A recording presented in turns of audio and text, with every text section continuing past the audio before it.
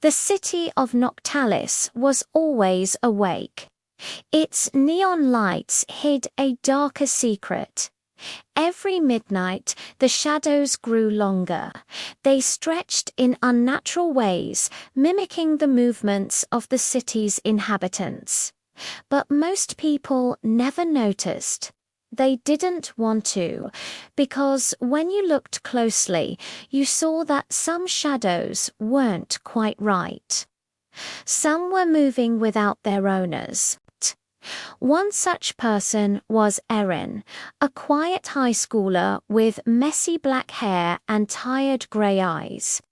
He always felt like he was being watched, but when he turned around, there was nothing there, only his own shadow, which never seemed to stay still. It twitched and pulsed like a living thing, and he could never shake the feeling that it wasn't his. But he never told anyone, not even his closest friend, Mira. She was the only one who knew about the nightmares that plagued him, the ones where he chased his own shadow through dark and twisted mazes. He always woke up gasping, his heart pounding against his ribs.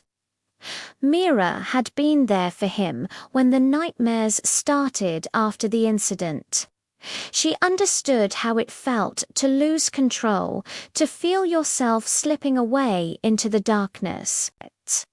So she listened patiently while Arin poured out his fears, the ones that echoed in the silence of his nightmares. One night, the whispering started. First, it was just a murmur, a low rumble that vibrated in the bones of his feet. Then it grew louder, more insistent, until it became a taunt. "Go ahead, catch me," it hissed. "You know you want to." It was his shadow, or rather something that had become his shadow. It was moving independently, dancing just out of his reach.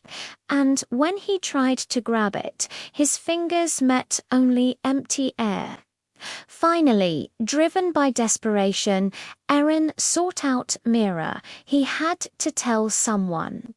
He couldn't bear the burden of this terrifying secret alone any longer. Mira listened intently, her expression grave.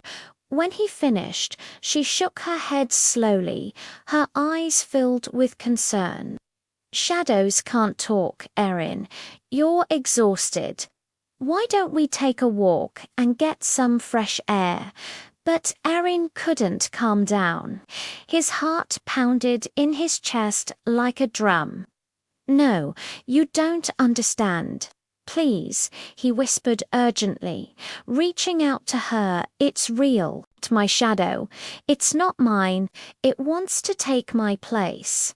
Mira sighed, realizing that reason wouldn't penetrate Arin's frantic state.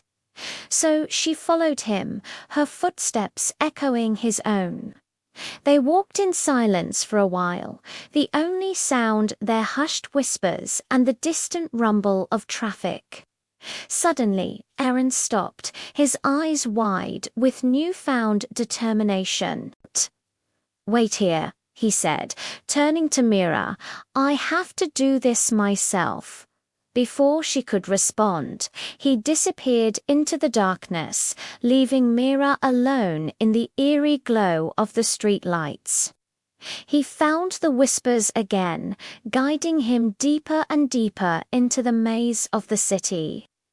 They led him to an abandoned subway station, its entrance hidden between towering buildings. But as he descended into the tunnel, the air grew colder, the silence heavier. The walls were covered in glowing runes, their ancient symbols pulsing with an otherworldly light. And as he neared the end of the tunnel, he saw it, a vast chamber illuminated by the eerie glow of the markings. In the center stood his shadow, now fully formed and alive. It was a distorted reflection of himself, mimicking his movements with grotesque precision. Same face, same clothes, but the eyes were hollow, devoid of warmth or life. Well, well, look who finally decided to join me, the shadow said, its voice a mocking echo of his own. Took you long enough. Arin stared back, his own voice shaking with barely restrained fear. What are you? What do you want from me? The shadow laughed, a harsh, grating sound that echoed around the chamber. Don't you recognize me, Arin? Don't you hear the truth in my voice? I am you, or rather what you could be. I am the part of you that hides in the shadows, the one you refuse to acknowledge. I am the darkness that whispers in your ear, telling you all the things you've ever feared. Suddenly, the station trembled and other shadows peeled off the walls, slithering towards them. Run, Arin, Mira cried, her voice echoing through the chamber. But Arin stood firm, his gaze locked on his shadow. He knew that to defeat this thing, he had to face his fears head-on. Taking a deep breath, he began to speak, his voice growing stronger with each word. He spoke of his doubts, his failures, his fears of being forgotten. He admitted his weaknesses, the parts of himself he had kept hidden for so long. As he spoke, the shadow writhed and screamed, its form flickering and fading. With a final surge of strength, Arin banished his shadow once and for all. The station fell silent. The runes on the walls faded, leaving only the echo of Arin's words in the stillness. He turned to Mira, his face pale but resolute. I'm whole now, he whispered, his voice hoarse with emotion. But every shadow in this city still has a voice, and they're waiting for someone who will listen.